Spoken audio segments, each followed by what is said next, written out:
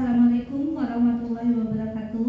Waalaikumsalam warahmatullahi wabarakatuh. Selamat siang, salam sejahtera bagi kita semua. Yang saya hormati Bapak Wahyudi Amri Santoso SKM selaku mentor serta rekan-rekan peserta presentasi laporan orientasi P3K.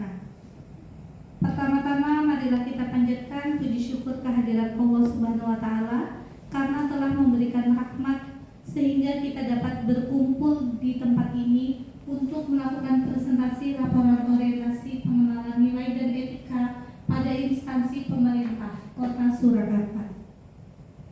Pada hari ini, hari Senin tanggal 14 Oktober 2024, izinkan saya, Evit Wahdati Kurniawati, untuk memandu acara presentasi laporan orientasi pengenalan nilai dan etika pada pemerintah Kota Surakarta. Baiklah, untuk mempersingkat waktu, marilah kita buka acara ini dengan berdoa secara masing-masing. Berdoa dimulai.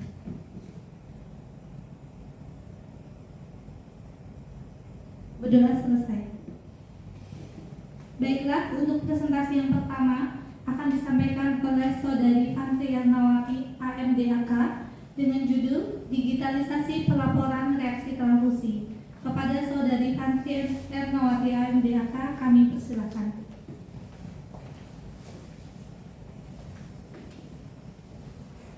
Baiklah, terima kasih untuk waktu yang telah diberikan. Pada saat ini, saya akan mempresentasikan laporan orientasi pengenalan nilai dan etika pada instansi pemerintah bagi P3K di Rumah Sakit Umum Daerah Bung Karno, Kota Surakarta. Di sini saya mengambil judul Digitalisasi Pelaporan Reaksi Transfusi di Unit Laboratorium RSUD Bung Karno. Perkenalkan, nama saya Fantri Yarnawati. Saya kelompok 2 dengan nomor absen 73. Bab 1, latar belakang. Aparatur sipil negara merupakan pegawai yang menjadi sumber daya manusia untuk menunjang kinerja pemerintahan dalam rangka memenuhi kebutuhan warga. Di sini, ASN dibagi menjadi 2 jenis, yaitu PNS dan P3K. PNS merupakan pegawai tetap pemerintah, sedangkan P3K adalah warga negara Indonesia yang diangkat berdasarkan perjanjian kerja untuk jangka waktu tertentu dalam rangka melaksanakan tugas pemerintahan. Pengadaan P3K dilakukan untuk mengisi keterbatasan SDM. Ini diatur berdasarkan Undang-Undang Nomor 5 Tahun 2014. Menurut Peraturan Lembaga Administrasi Negara Republik Indonesia Nomor 12 Tahun 2018, di sini tercantum tentang pelatihan dasar calon pegawai negeri sipil. ASN dan P3K wajib menjalani masa percobaan yang dilaksanakan melalui proses pendidikan dan pelatihan yang terintegrasi. Maksud dari diadakannya orientasi ini sendiri, yang pertama, supaya peserta mampu memahami program orientasi serta mengenal nilai dan etika instansi pemerintah dalam mendukung pelaksanaan tugas dan jabatannya dalam pencapaian visi dan misi organisasi. Yang kedua, peserta mampu mengaktualisasikan nilai-nilai dasar ASN yang berakhlak. Tujuan dari orientasi ini sendiri, yang pertama, untuk pengenalan tugas dan fungsi ASN. Yang kedua, pengenalan nilai dan etika pada instansi pemerintah. Yang ketiga, pemahaman dan penyediaan informasi kepada pegawai pemerintah dengan perjanjian kerja yang baru diangkat. Yang keempat, diharapkan mampu mengaktualisasikan nilai-nilai dasar ASN berakhlak. Waktu dan tempat dibagi menjadi 2 agenda. Agenda yang pertama, tanggal 5 sampai 19 Maret tahun 2024, pembukaan orientasi pegawai pemerintah dengan perjanjian kerja secara daring menggunakan e-learning management system atau LMS wajar. Agenda yang kedua dilaksanakan pada tanggal 20 September sampai 15 Oktober tahun 2024 on the job training orientasi pegawai pemerintah dengan perjanjian kerja di Satuan Unit Kerja P3K. Nilai dan etika pemerintah Kota Surakarta. Visi dari pemerintah Kota Surakarta sendiri adalah untuk mewujudkan masyarakat sebagai kota budaya yang modern, tangguh, gesit, kreatif, dan sejahtera. Misi dari Wali Kota Surakarta periode 2021 sampai 2025, yang pertama, meningkatkan kualitas kesehatan masyarakat. Yang kedua, memperkuat pertumbuhan ekonomi yang adaptif dan berkelanjutan. Yang ketiga, mewujudkan tata ruang dan infrastruktur kota yang mendukung kemajuan kebudayaan dan pariwisata. Yang keempat, meningkatkan kualitas dan daya saing pemuda dan masyarakat di bidang pendidikan, ekonomi, seni budaya, dan olahraga. Yang kelima, mengembangkan tata kelola pemerintahan dan pelayanan publik. Yang keenam, mewujudkan kemakmuran dan kesejahteraan bersama warga kota. Yang ketujuh, mewujudkan daerah yang kondusif dan kerukunan antar umat beragama. Manajemen P3K. Manajemen kepegawaian P3K sendiri adalah pengelolaan pegawai pemerintah dengan perjanjian kerja untuk menghasilkan pegawai pemerintah yang profesional, memiliki nilai dasar, etika profesi, bebas dari intervensi politik, bersih dari praktek korupsi, kolusi, dan nepotisme. Ini diatur dalam Peraturan Pemerintah Nomor 49 Tahun 2018. Untuk penilaian kinerja P3K, P3K dinilai oleh atasan dan tim penilai. Kinerja P3K jika tidak mencapai target, maka P3K dapat diberhentikan dari P3K. Untuk disiplin P3K, P3K memiliki kewajiban dan larangan yang diatur dalam Peraturan Pemerintah Nomor 49 Tahun 2018 Bab 8 Pasal 51. Organisasi perangkat daerah, di sini ada Dinas Kesehatan dan Satuan Unit Kerja, di sini ada RSUD Bung Karno. Untuk rencana strategis Rumah Sakit Umum Daerah Bung Karno Kota Surakarta sendiri, nama Bung Karno ini dipilih menjadi RSUD kedua yang dibangun di Surakarta sebagai wujud penghormatan dan penghargaan masyarakat Surakarta atas jasa beliau sebagai Bapak Bangsa dan Proklamator Kemerdekaan RI yang telah berjuang sepanjang hidupnya untuk Indonesia. RSUD Bung Karno sendiri memiliki 6 lantai dan 200 kapasitas tempat tidur yang diresmikan pada tanggal 17 Agustus tahun 2019.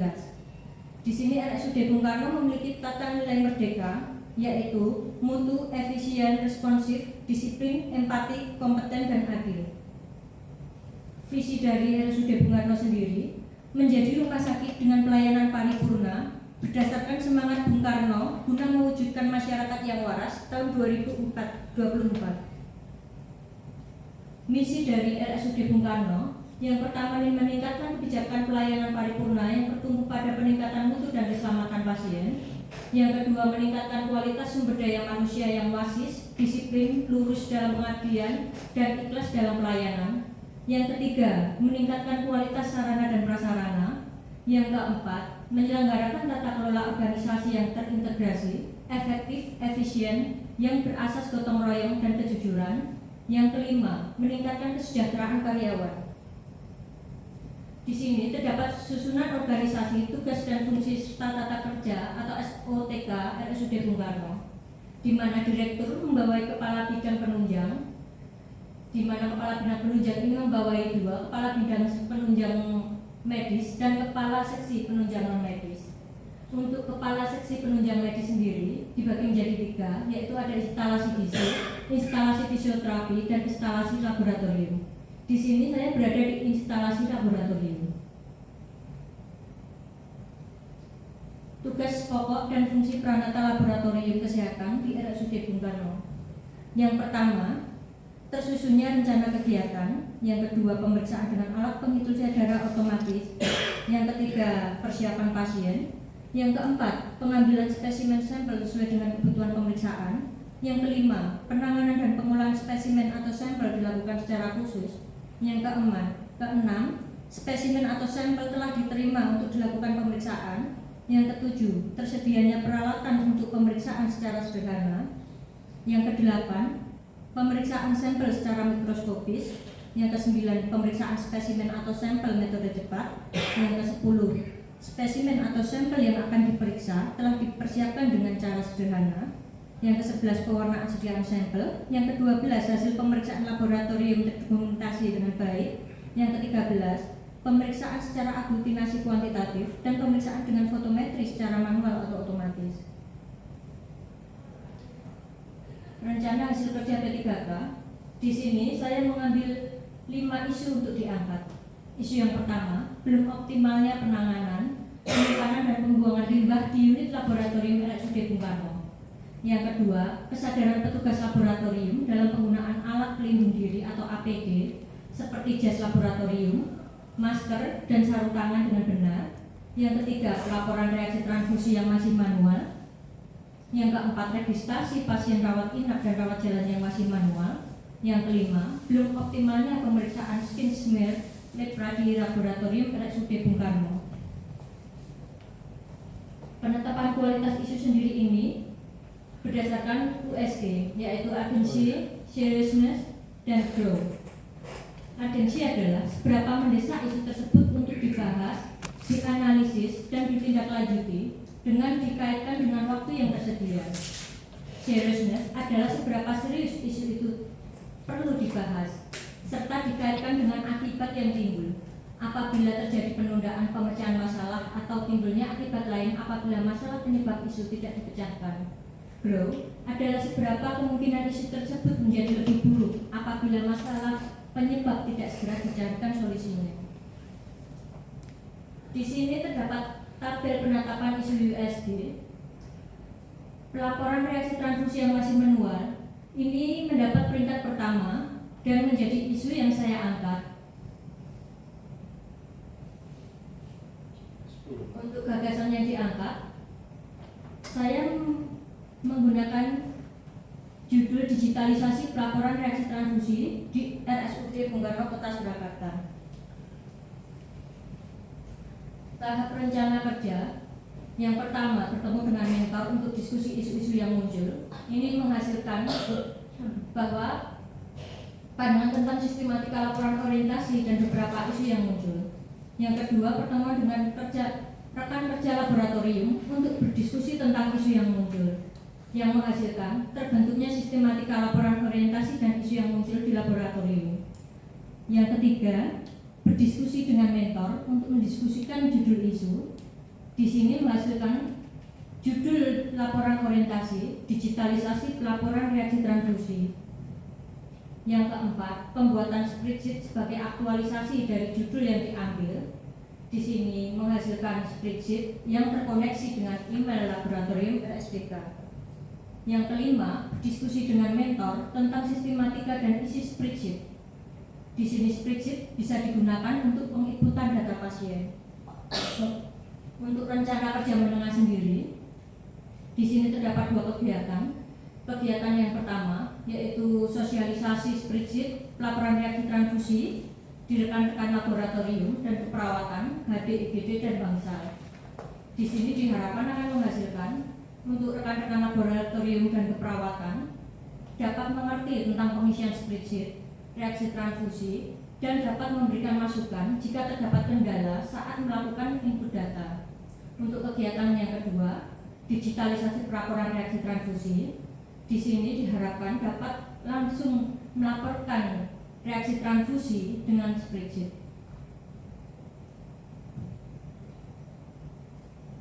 Penutup kesimpulan, T3K dapat mengenali nilai dan etika, tugas dan fungsi di OPD masing-masing, sehingga mampu mengaktualisasikan nilai dasar ASN berakhlak. Yang kedua, penulis membuat gagasan digitalisasi pelaporan reaksi transfusi menggunakan spreadsheet agar lebih efektif dan efisien dan mempermudah dalam pencarian data.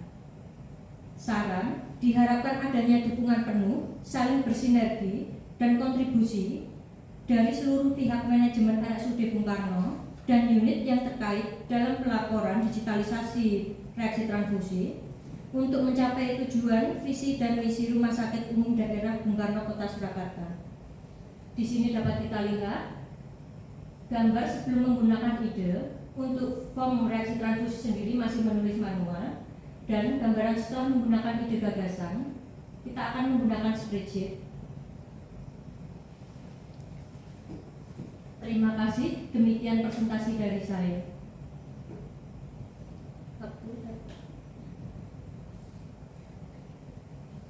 Demikianlah presentasi yang telah disampaikan oleh Saudari Fantri Karnawati. Dilanjutkan dengan sesi tanya jawab, masukan dan saran dari mentor. Dipersilakan kepada Bapak Wahyudi Amri Santoso untuk mengajukan pertanyaan.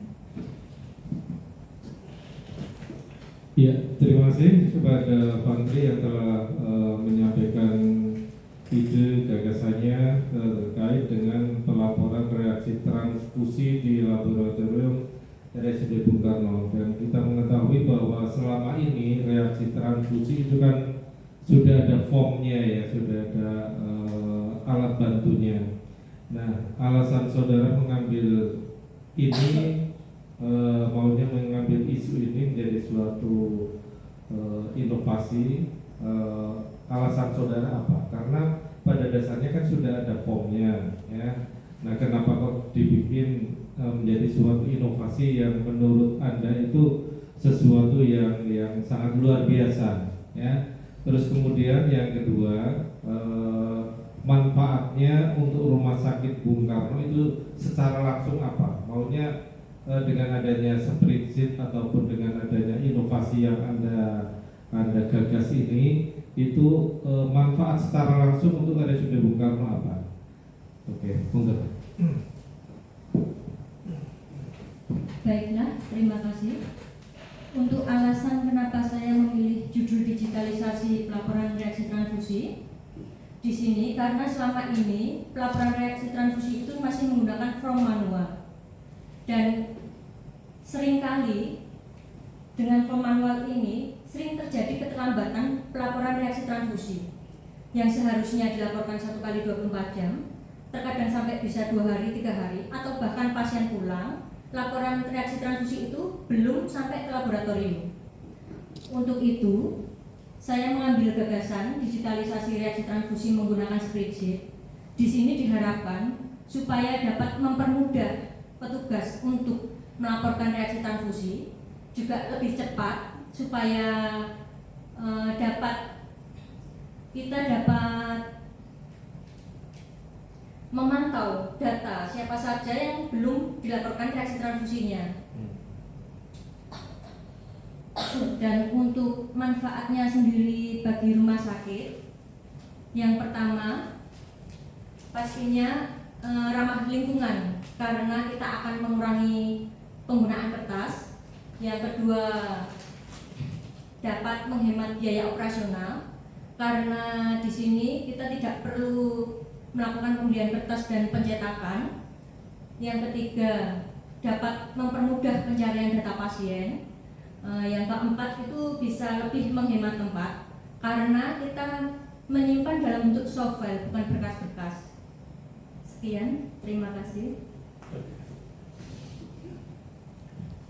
Ya, oke. Untuk selanjutnya, ini untuk yang pengisian form sudah ada SOP-nya apa belum?